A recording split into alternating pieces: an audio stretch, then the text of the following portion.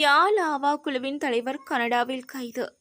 யாழ்ப்பாணத்தில் செயற்பட்ட ஆவா கும்பலின் தலைவன் என கூறப்படும் இலங்கையர் ஒருவர் கனடாவில் கைது செய்யப்பட்டுள்ளதாக கனேடிய ஊடகங்கள் செய்தி வெளியிட்டுள்ளன.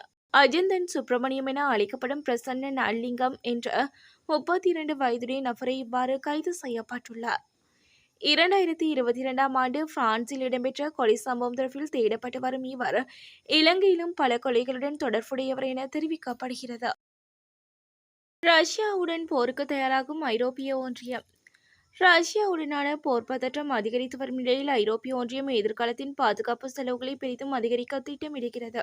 பாதுகாப்பு மற்றும் விண்வெளி ஆணையர் அந்திரியஸ் குபிலியஸ் அடுத்த 7 ஆண்டுகளுக்கான ஐரோப்பிய ஒன்றியத்தின் பாதுகாப்புக்காக சுமார் 100 பில்லியன் யூரோ ஒதுக்க வேண்டும் என அறிவித்துள்ளார்.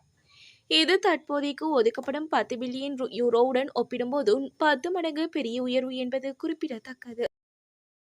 ஈரானிய தூதரகத்தின் மீது தாக்குதல்.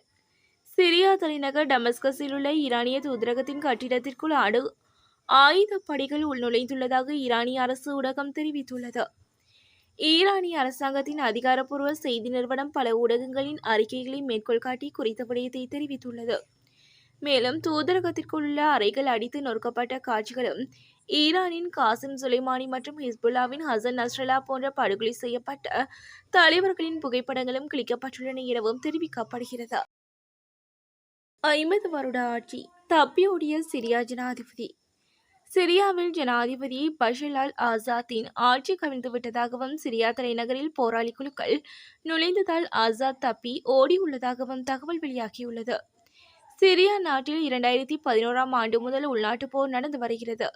இதில் 3 லட்சத்திற்கும் மேற்பட்ட மக்கள் கொல்லப்பட்டு உள்ளமை குறிப்பிடத்தக்கது.